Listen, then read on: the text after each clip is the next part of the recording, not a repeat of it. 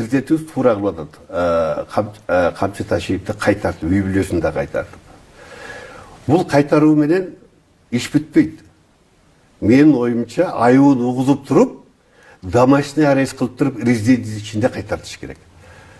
Ошондо өмүрүнө коркунуч келтирилбейт. Муну барады, көчөдө кайтартып 2-3 кишини мынтип артынан ээрчитип койгондо жана көлбөй атылгандай эле атылып калышы мүмкүн. Душманы көп. Кулуп айтып аткан душманы абдан көп. Ал өзү сураныш керек. Азыр Ташиевтердин дагы окружениясы, жээндери, өздөрү тиги ар кимдин менчигин алып, башкасын алып, шорун катканы көп да. Акыйкат таба албай калса, ушинтип булар сурак кылмыш болуп мынтип кете берсе, Ташиев самосуд кылгандай булар да самосуд көтөт. Азыр эми Садыр Жапаров кишенеп акыйкаттык болот экен, буларга да закон болот экен, кылгандарына жооп берсин деп үмүт кылып отурат да. Үмүтү аткарылбай калгандан кийин так ошо Ташиев өзү жол көрсөтүп кеткендей самосудка барса эмне болот? Ага жол бербешибиз керек. Бул деген уже ал эми айрым жанагы айланасында жүргөн Ташиевдин көлөкөсүнө айланып калган саясий сойку кошоматчылар болсо, аны аталык деп этегине жалына баштабады. Аталык деп. Чоң жыйындарда аталык, сен аталыксың деп ата баштады. Бул деген сөз эмне?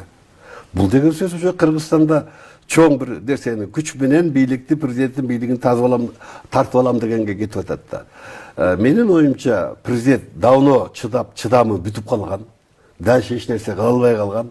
75 киши бардыгы мурдагы премьер-министрлер, министрлер, чоң аттуу, баштуу кишилер кол коюп, анан кийин аны жогорку кеңешке берсе, жогорку кеңештин төрагасы аны кайтарып берип, эч кандай досрочный выбор болгонго эч кандай закон жол бербейт, конституцияда жол бербейт. Президенттик шайлоо 27 январдын акыркы айына дайындалып калган мыйзам түрүндө деп кайтарып бергендин ордуна ал еще комитетке барып атат, муну карагыла деп. Жана Зулушев баштаган чоң комитетке. Анысы болсо ошо караган ятат. Бул деген сөз эмне? Бул дворцовый переворотко даярдыкта. Мен ошондой деп түшүнөм. Ассаламу алейкум кыргыз элим. Сиздерден жардам сурап кайрылып жатабыз. 3 баланын энесимин. Уулум Умар 6 жашта, врожденный паралич, ДЦП 4-степенде. Жалгыз бой энемин. 3 баламды Алланын жардамы менен өзүм чоңойтуп келейтамын. Ооруган балам менен жашоо аябай караңгы болуп кетет.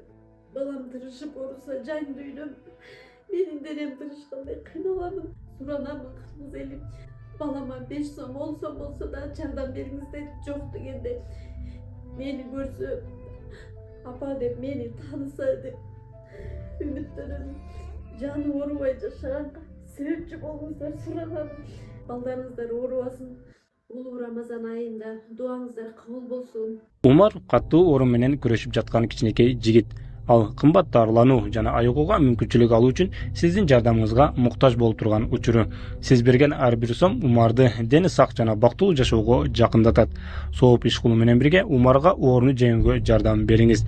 Ар бир берген сомуңуз үчүн Аллах ыраазы болсун.